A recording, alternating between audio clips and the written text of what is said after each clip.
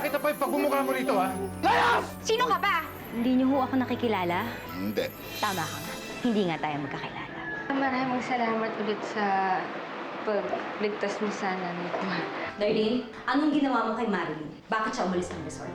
Yung magaling mong alalay, sinubukang ahasin ng boyfriend ko. Asa naman siya, no? As if papatulan siya ni Jerome. Ang pangit-pangit kaya niya. Marilyn, usapin mo naman ako. Magugustuhan mo ba isang tulad ko? Marilyn, huwag mo naman gawin sa akin to. Para mas madali, Jerome, mamalis ka na lang. Gusto kong tulungan yung anak ko, gusto kong damayan, pero paano ko gagawin niyo kung hindi ko alam kung anong problema niya? Alam ko na kung anong ginawa mo sa anak ko. Pareho ka lang nila na kasing sama. Ayoko na makita ang pangit na pagbumukha mo rito. Sa mga pakiramdam ko, parang ako nahihilo na sumisikip ang dibdib ko. Kuya, si pinakamalapit po ospital na. Tigilan mo na si Perlita. Tigilan mo na si Marilyn. Para pati itong resort, hindi na madamay.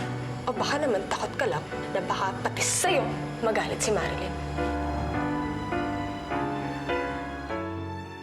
Anak, umuwi na lang tayo. Maayos na naman ang pakiramdam ko. Nay, hindi pwede. Kailangan niyo magpatingin sa doktor. Baka kung ano na yung pagkahilo niyo yan eh. Ito naman, wala to.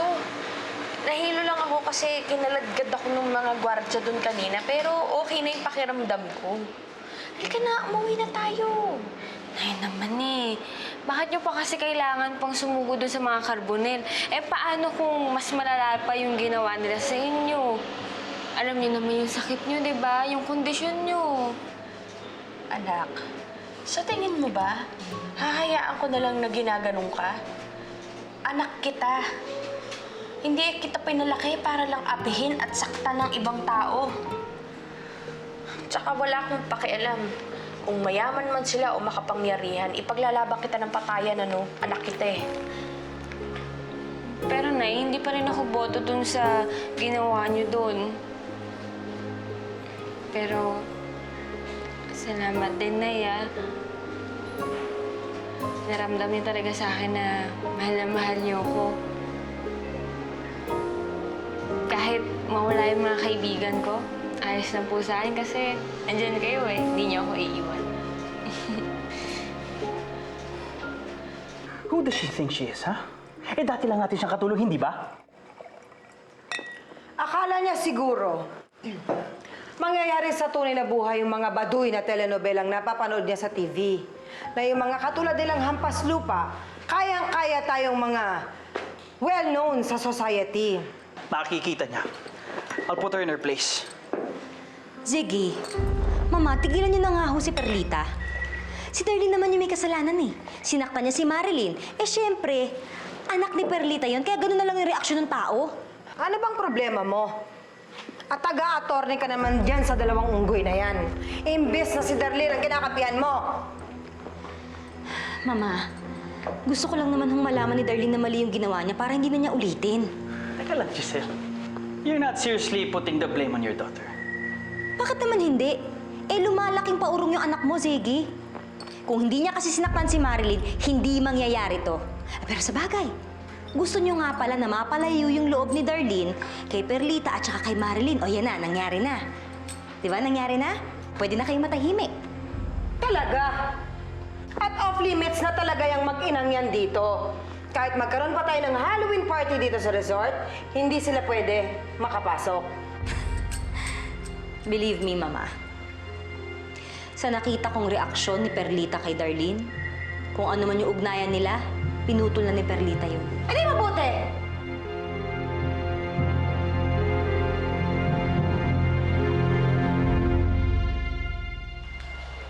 Hello, Allison? I can't talk right now. Galing ako sa resort, but you weren't there. We have a salon appointment, remember? Ay, pasensya ka na, sa susunod na lang yun. Pinuntahan ko kasi si Sniper dito sa kanila, pero sabi ni Miss Josie, sinugod daw siya ni Marilyn sa hospital. Oh, don't tell me nasa hospital ka ngayon para dalawin ang dating katulong nyo. Mas importante pa ba yan kaysa sa treatment ng buhok natin? I feel partly responsible for what happened. Tsaka, hindi naman sana sasama yung pakiramdam niya kung hindi siya sumugod sa resort kanina. Tsaka nandito na rin naman ako para humingi ng tawad sa kanya. Tsaka i-explain sa kanya yung sarili ko. Baka sakali maintindihan niya at hindi na siya magalit sa akin. O sige na, I have to go na, okay? Okay, fine. Suit yourself.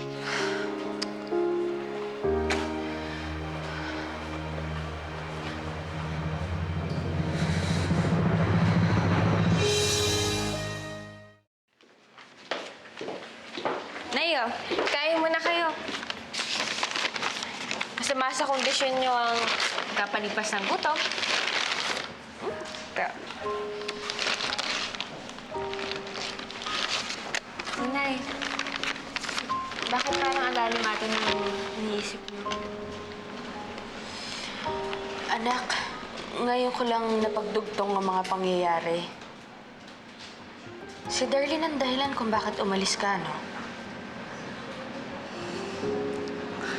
Alam niyo, Nay, siguro kung ibang tao yung gumawa sa akin nun, hindi ganun kasakit eh. Kaya lang kaibigan ko siya. Kaya masakit para sa akin. Hindi ko mapapatawad si Darlene sa ginawa niya sa'yo. Yung pang-aapi na ginawa sa'yo, anak, hindi ko matanggap. Simula ngayon, putulin mo na lahat ng ugnayan niyo ni Darlene at ganun din ang gagawin ko. At kapag sinubukan niya pang saktan ka ulit, tayo ng dalawang makakalaban niya. Kalimutan na rin ni Darlene na nagmalasakit ako sa kanya at tinuring ko siyang anak noon. Dahil simula ngayon, kaaway na ang turing ko sa kanya.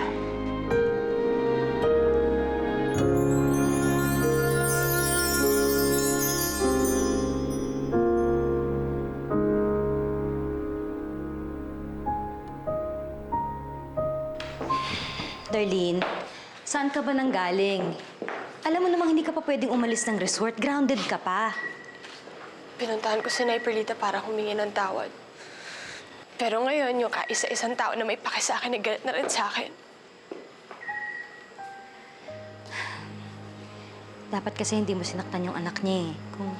Kung di mo sana ginawa yun, hindi mangyayari to. Pwede ba, Mommy? Kahit isang beses man lang, makipagsimpatya ka rin sa akin. Hindi yung lagi mo na lang ako sinusumbatan, lagi mo na lang ako inaaway. I'm already feeling so low, tapos ngayon tinutulak mo lang ako lalo pababa. Darlene, hindi ko naman ginagawa sa'yo yun eh. Gusto ko lang naman na malaman mo na mali yung ginawa mo para hindi mo na ulitin. Yun nga ba?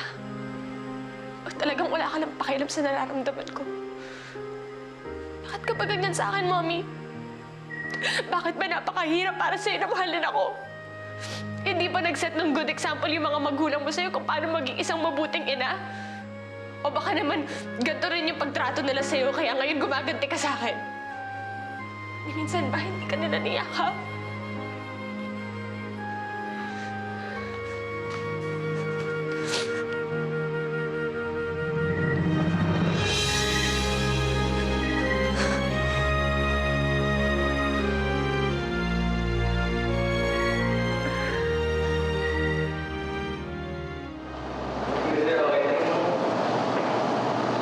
Hoy, Jerome! Ano ito naman na rin? Ikaw kayo tinutukan tayo sa community ng restaurant natin. Pasensya na ako, chef. Marami lang ako talagang iniisip. Teka, wala naman ba ito sa pag-iwalay niyo ni Darlene? Akala ko ba, choice niyo dalawa mag-iwalay muna kayo? Ikaw lang. Sobrang dami kong pinagdadaanan ngayon, pa. Hindi ko nakakayanin. Hindi, pagkakatanggal ko sa resort. Kasi pag-iwalay namin ni Darlene. Kasi si Marilyn. Gusto ko rin akong tayo. Pero, kung mawala ng pag-asa, saka hindi naman nagtatanim ng sama ng loob si Marilyn. Kakakayo sila kayo. Hindi. Ang dami ko nang ginawa. Ilang beses na akong lumapit kay Marilyn para makipag-ayos. Pero mukhang desidido talaga siya tayo. Ito masakit pa doon. Kung sino ba yung taong iniisip mo na magiging kapatid mo? Siya pa yung pinag-problema mo.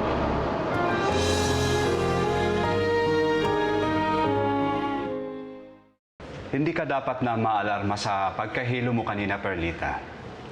Dala lang yun ng init, pagod o marahil ng gutom. Sabi ko naman sa'yo, anak eh. Bakit na? Tayo. Okay na ako eh. Maayos na yung pakiramdam ko. Nay, Pero tama rin naman ang anak mo na naisugod ka kagad dito. Sa kondisyon mo mabuti na yung nakasisiguro tayo. kailangang ma-monitor ng regular ang iyong kondisyon. At higit sa lahat, hindi ka dapat pumapalya sa pag-inom ng mga gamot mo. Oh, Nay, narinig niyo yun, ha? Dapat makikinig na kayo sa handa. Ako, ang nurse niyo kapag nasa bahay tayo. Ha?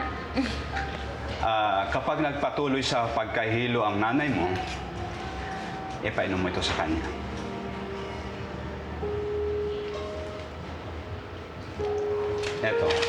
Ito ang ipaiinom mo sa kanya. Mrs. Sige po. Maaari na po kayong umuwi. Salamat po.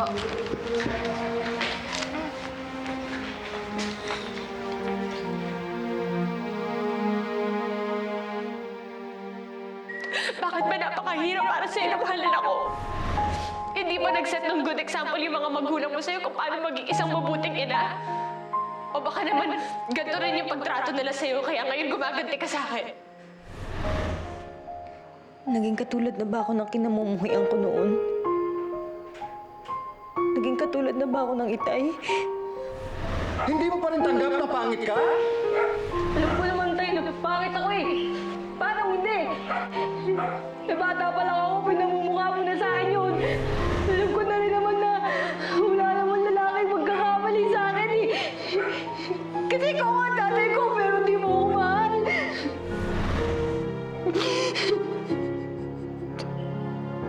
Sino ba yung kabayaran sa magandang mukhang pinangarap ko noon? Maging sakim. Makasakit ang damdamin ng ibang tao. Kasi ko pati sarili kong anak ang pinamigay ko. Tapos yung anak na pinili ko, hindi ko magawang mahal.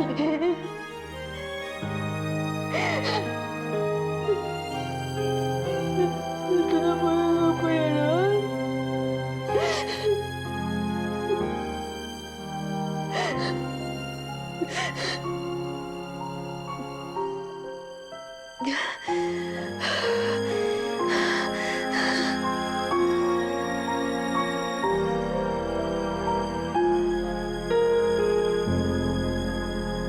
Naku anak, tingnan mo, nadagdagan na naman yung reseta. Mahal-mahal pa naman bumili ng gamot. Kaya, Nay, sundin natin yung doktor para naman mabawas-bawasan yung mga gamot mo.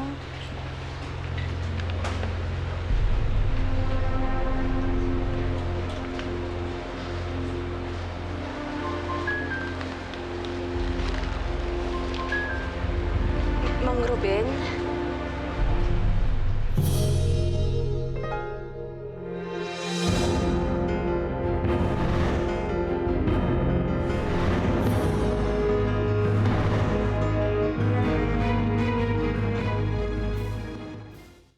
Mang Ruben, kayo nga ho ba yan?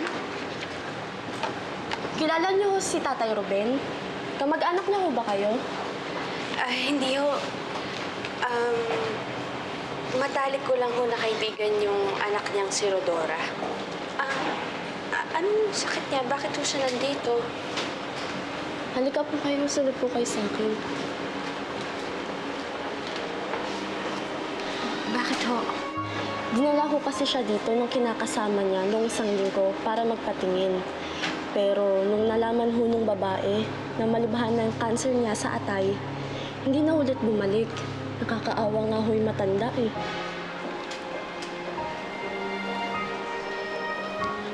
Sige.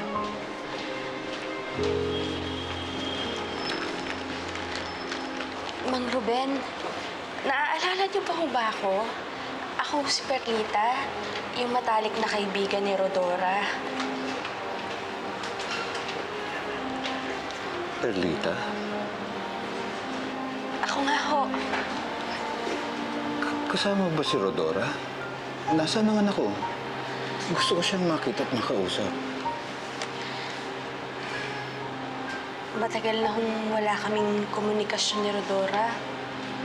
Hindi ko na rin ho alam kung nasaan na ho siya ngayon, Mang Ruben.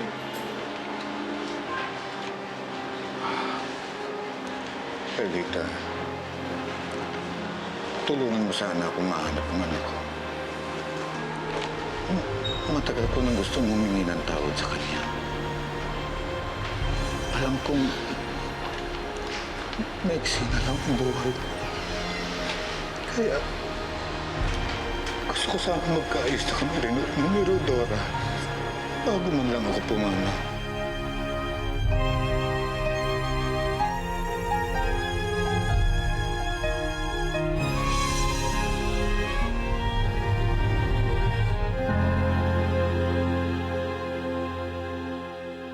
Tessie, tawagin mo nga si Darlene at sabihin mo sa kanya kanina pa namin siya hinihintay. Opo, sir.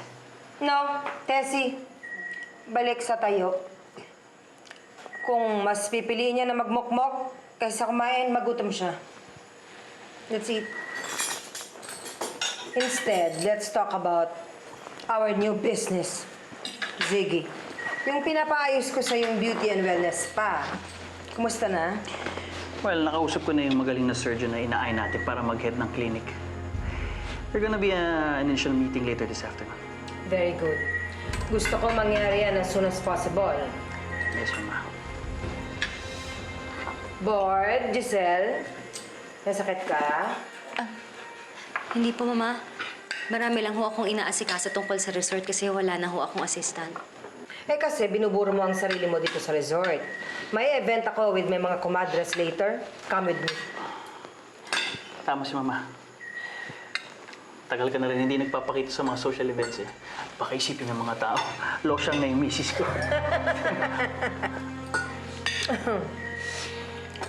Sige ho, Mama, sasama. Good. Mara, hawakan mo lang.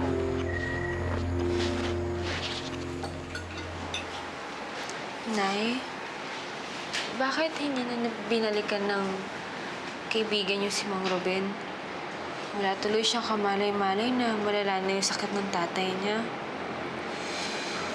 Alam mo kasi, anak, hindi naging mabuti si Mang Ruben kay Rodora.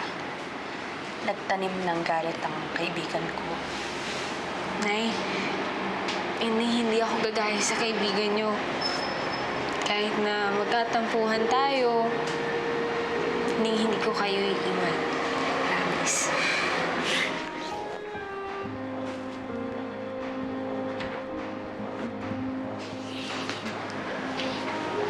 Mang Ruben, pasensya na ho kayo, pero maiiwan ho muna namin kayo. Huwag ko kayong mag-alala. Gagawin ko ho ang lahat, hahanapin ko ang anak ninyo at dadaling ko siya dito. Nakakaingit kayong pagmasdan. Dahil nakikita ko kung gaano kayo magmahalan. Maswerte ka at si Perlita ang naging nanay mo, Marilyn.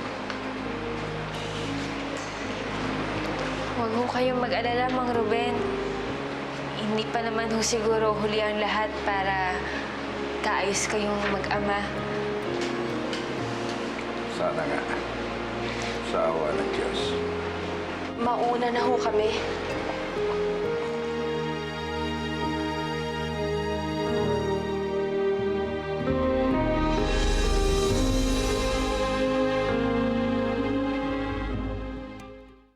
I'm getting bored. Magkukulong na lang ba talaga tayo dito sa kwarto mo, Darlene? Ay, nako. Ano ba? Buti sana ko ina-entertain mo ka, diba?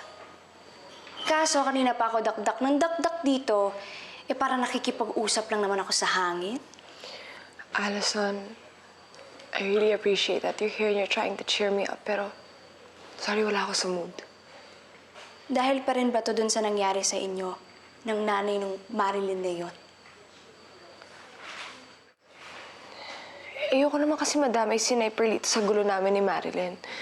Kung alam ko lang naman na magagalit siya sa akin dahil sa ginawa ko, edi sana hindi na lang natin tinuloy yung plano natin. Stop saying that. Tama yung ginawa natin kay Marilyn. Dahil isa siyang traidor na kaibigan. Tsaka bakit ba affected much ka dyan sa feelings ng nanay niya? Bothered much? Seriously, dati niyo lang siyang yaya. Higit pa dun yung tingin ko kay Perlita. You know, she's the only person who ever made me feel loved. Tinuring niya na rin ako parang isang anak. Para na rin siyang naging nanay ko. Tapos ngayon, the only person who's like that to me, galit na rin sa akin. Ang sakit kaya nun.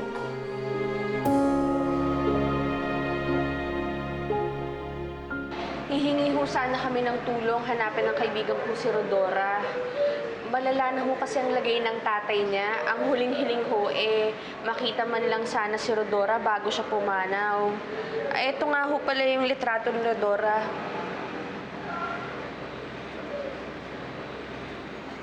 Mawalang galang ho, bossing. May problema ho ba? Ba't ho kayo natatawa? Sino ba naman hindi matatawa sa itsura ng hinahanap nyo? Parang panakot sa daga ang picture. Sobra naman pala kayo ano kung pangit ang kaibigan ng nanay ko? Ibig sabihin ba nun, bawal na siyang hanapin? Miss, huwag kayo magtaray. Baka nakakalimutan nyo, kayo ang humihingi ng tulong. Kasi naman... Pasensya na ho kayo sa anak ko. Aasahan ho namin ang tulong niyo. Salamat ho.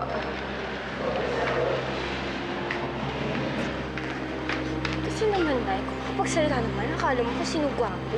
Hayaan mo na, anak. Ang importante, hanapin nila si Rodora ngayon. Halika na. Hey, Perlita. Marilyn? Harry.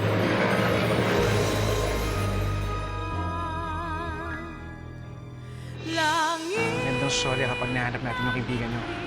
Bait-bait mo talaga, Harry. Kung ano may ugnayan natin yung pagiging mag-best friends natin, gusto kong tapusin na yon. Sa dinami-dami ng mga pagsisinungaling mo at mga tinatago mo, baka matabunan ka niya, hindi ka na makabangon. Matagal ko nang gusto humingi ng tawad sa kanya. Tulungan mo sana akong mahanap ang anak ko. Rodora, malubha na ang cancer ng tatay mo. Anong nangyayari sa'yo, Giselle? Mama, I'm sorry. Excuse me. Excuse me. My wife, Giselle Carbonell. Giselle? Sinasabi parati ni Rodora, Hindi ko kaya yung ganito. hindi daw niya kayang mabuhay na ganun ang itsura niya. Di kaya nagparitoke ng mukha? Ano ba kasi kailangan mo sa akin? Naalala mo pa ba? Naku, Josie, di ba magkamukha? Oo nga, no. At ayoko may makaalam na kahit sino na ako si Rodora. Naiintindihan mo ba ako? Rodora,